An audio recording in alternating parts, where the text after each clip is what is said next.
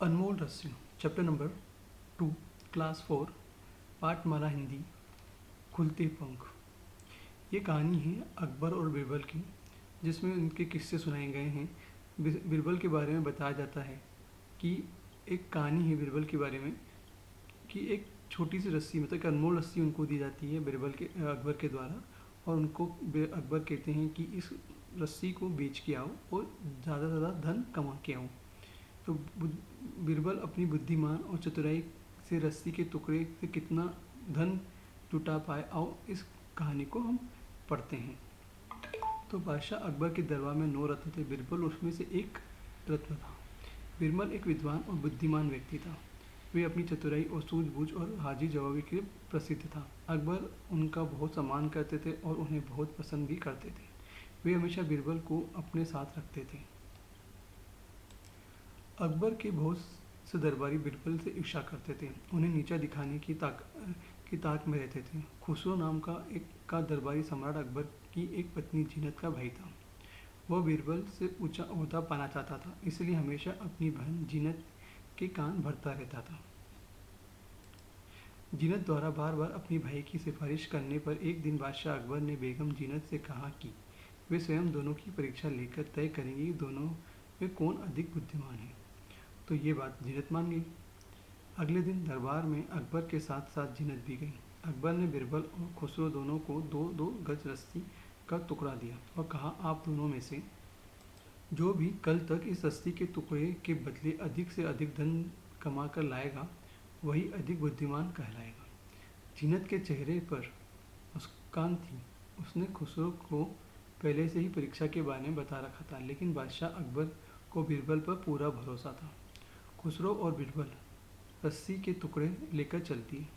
खुसरो रस्सी का टुकड़ा लेकर नगर के सेठ के पास गया और बोला, ये रस्सी का टुकड़ा बादशाह अकबर का है। उसका मूल्य 50,000 अशरफी है। मतलब कौन सी, जो वो छोटी सी जो 2 गज की जो रस्सी थी, उसका मूल्य कितना बोला है? 50,000 अशरफी। बादशाह अकबर के सम्मान में खातिर आपको इसे और उनकी यादगार के रूप में रखना होगा। अब वो सेठ लोग थे, क्या करते, तो उनको खरीदना ही पड़ा। किसी भी सेठ को खुसरो की बात जची तो नहीं, पर क्या करें, मजबूर थे, क्योंकि उनको बादशाह के राज में रहना था इसलिए। लेकिन बादशाह के साले को नाराज भी नहीं कर सकते थे, तो सबने अनिच्छा से 50,000 अशरफी इकट्ठी करके खुसरो को दे दी। अशरफी पाकर खुसरो बड़ा खुश हुआ। उसने सोचा कि बीरबल रस्सी के टुकड़े के बदले इतना धन तो कमा नहीं सकता। उधर बीरबल रस्सी का टुकड़ा लेकर सीधा नगर सेठ की हवेली पर गया। उसने किसी से कुछ कहे बिना हवेली को नापना शुरू कर दिया। नगर सेठ को पता चला तो दौड़ा दौड़ा वहाँ पहुँच गया बीरबल के पास। आप हवेली क्यों नाप रहे हैं, क्या बात है? तो ये क्वेश्चन किसका था? वो सेठ का था। बीरबल ने शांत भाव से उत्तर दिया, कोई खास बात नहीं है। बादशाह सलामत ने सड़क चौड़ी करने की हुक्म दिया है।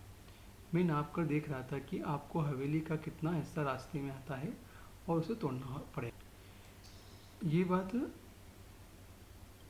जब किसको मालूम पड़ी? सेठ को मालूम पड़ी। तो सेठ भी घबरा गया। क्या हवेली गिरानी जरूरी है? नहीं, पूरी नहीं, बस हवेली का एक आगे का हिस्सा तोड़ना होगा, बीरबल ने कहा। अजी, आगे का हिस्सा गिर जाएगा तो बचेगी क्या? किसी की नाक काट दी जाए तो चेहरे का सुंदरता थोड़ी बचती है। सेठ ने ऐसा कहा। तो बीरबल बोला, देखिए सेठ जी, बादशाह का हुक्म है, मैं तो क्या कर सकता हूँ। नगर सेठ दुखी होकर कहने लगा, मेरी तो लाखों की हवेली खाक में मिल जाएगी। ये बात किसने कही? सेठ ने बीरबल से कही। बीरबल मुस्कुराते बोले, सेठ जी लाखों की हवेली मुफ्त में ही बचाना चाहते हैं। सेठ बीरबल का इशारा समझ गए। वह हवेली के भीतर गया और उसने अशरफी से भरी एक थैली जाकर बीरबल से को पकड़ा दी। इसी तरह बीरबल कई नगर सेठों के पास गया और वही बात जो इस सेठ से कही थी उन्होंने दूसरे सेठों से भी कही, और इस ऐसा करते हुए उसने सभी को मूर्ख बनाकर 5 लाख अशरफी जमा कर लिए। अगले दिन दरबार लगा। खुसरो 50,000 अशरफी लिए दरबार में मौजूद था। बादशाह अकबर दरबार में अशरफी लाए। उन्होंने इधर उधर देखा, उन्होंने बीरबल कहीं दिखाई नहीं दिया। जीनत के चेहरे में मुस्कान थी, क्योंकि बीरबल दिख नहीं रहा था, तो इसलिए मुस्कान ज़्यादा थी। खुसरो ने आगे बढ़कर 50,000 अशरफी अकबर के सामने रख दी। तभी बीरबल दरबार में उपस्थित हुए। उन्होंने रस्सी का टुकड़ा अकबर के सामने रख दिया। अकबर ने हैरानी से पूछा, क्या तुम खाली हाथ आए हो बीरबल? बीरबल मुस्कुराते और अपने सेवकों को बुलाया। सेवकों के कंधे पर बड़ी बड़ी थैलियाँ लदी हुई थीं। बीरबल ने थैलियाँ उतरवा कर अकबर के सामने रखते हुए कहा, जहाँ पना आपका दिया रस्सी का टुकड़ा तो बहुत अनमोल है। इसे छूने भर के बदले ये 5 लाख अशरफी लाया हूँ। किसी की हिम्मत है जो इसे अनमोल रस्सी को मोल लगा सके।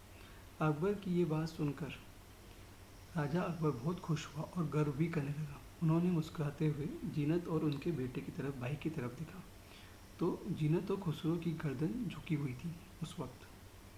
तो ये कहानी अकबर की और बीरबल की, जो एक रस्सी का टुकड़े था, अनमोल रस्सी का टुकड़ा जिसे बेचना था और उसके बदले अशरफियाँ लेके आनी थी। तो बीरबल ने बहुत ही चतुराई से अपने तो बीरबल ने उस अनमोल रस्सी का मोल बता दिया किसको, अकबर को, और उसके बदले उसने 5 लाख अशरफी लेके आ गया। तो ये कहानी थी अकबर और बीरबल की। अब इसमें कुछ शब्दार्थ तो मुहावरे यूज़ हैं, उसके बारे में बताते हैं। बादशाह मतलब राजा, ईर्ष्या मतलब जलन, ओहदा मतलब पद, स्थान पद, ओहदा मतलब पद स्थान होता, कान भरना मतलब चुगली करना, परीक्षा मतलब इम्तिहान, अनिच्छा मतलब बिना इच्छा या बिना मर्जी के, होश उड़ गए मतलब घबरा गए, अशरफी मतलब सोने की मोहरें, खाक में मिलना मतलब धूल में मिलना, और तशरीफ़ लाए मतलब आए, और सेवक मतलब नौकर। तो ये थी शब्दार्थ और मुहावरे कौन से चैप्टर के, चैप्टर नंबर 2 के, अनमोल रस्सी। आप लोगों का सुमित जैन चैनल में स्वागत है। अनमोल रस्सी, चैप्टर नंबर 2, खुलते पंख। अगर आपने अब तक मेरा चैनल सब्सक्राइब नहीं किया तो please subscribe my channel and click the bell icon button. Thank you.